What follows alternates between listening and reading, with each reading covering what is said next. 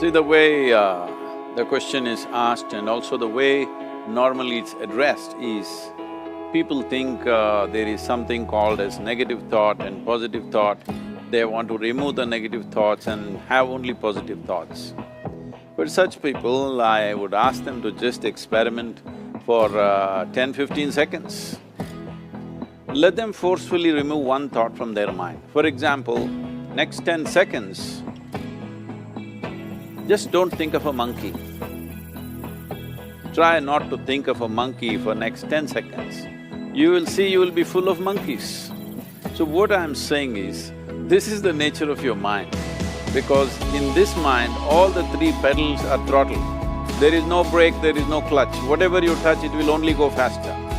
In this kind of mind, people have been taught from moral teachers and religious teachers, do not think about bad things. Well, since then it's been a full-time job. So there is no way you can handle the mind like this. This doesn't need any great enlightenment. If you spend 2 minutes with your eyes closed, you will realize you cannot do anything forcefully with this mind. So, I want to remove negative thoughts. Do not ever go in this direction, because what you want to remove will become your quality. Always you will be on it. So what should I do? The thing is this, without understanding the fundamental mechanism of this mind, because our mind, human mind, is the most sophisticated computer on the planet. Even all the supercomputers have come out of this. When this is the case, is it not important that we understand the mechanics of how it functions? One simplistic aspect of how it functions is, there are no subtractions and divisions in our mind. There is only addition and multiplication. If you try to do something with it, it will say one more.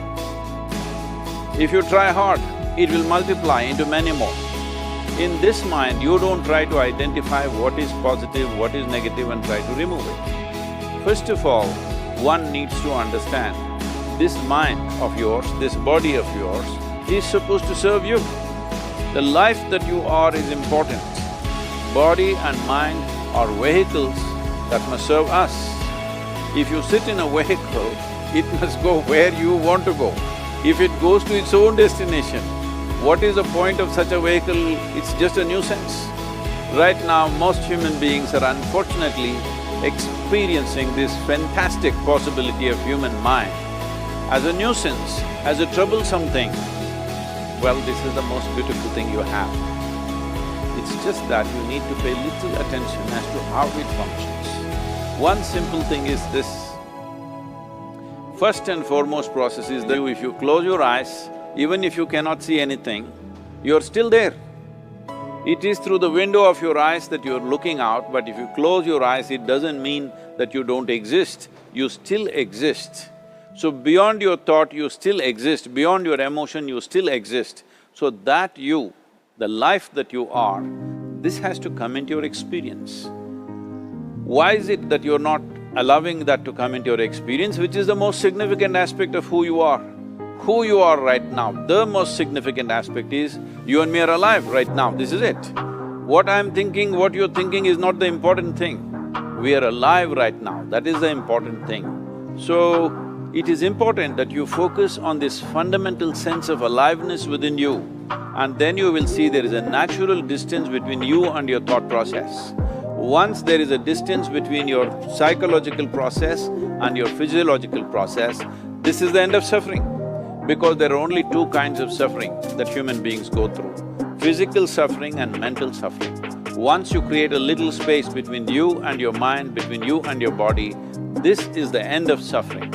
This is something every human being has to experience and know, otherwise thinking I will just remove negative thoughts and I will have positive thoughts, all the best, it's not going to work 100%, it's not going to work, because nobody can remove it, they can avoid it for some time. So when negative thoughts come, you say Ram Ram, Shiva Shiva, whatever you want, but this is just avoiding, it's not gone. The moment you stop that, it will pop back with great force, otherwise it will come back in your dreams. So it's very important. First of all, you need to understand your anger, your resentment, your fear, your anxieties, the negativity that you generate, Generally, resentment, anger, it is always directed towards somebody. But we need to understand this is poisons that we are drinking and expecting somebody else to die. Fortunately, life doesn't work like that. If I drink poison, I die. If I drink poison, you don't die. So, we need to understand this. When I say poison, today you can have yourself chemically analyzed. Right now, what is your blood work, what it says? 5 minutes of intense anger, check your blood work and see, there will be lots of negative elements in it, literally you're poisoning yourself. So, do you want to poison yourself? Definitely not. Now the very question is coming from certain helplessness, what shall I do? Don't do anything. Just sit back and just concern yourself with something which is a life process. Maybe your heartbeat, maybe your breath, maybe just the sensation of being alive.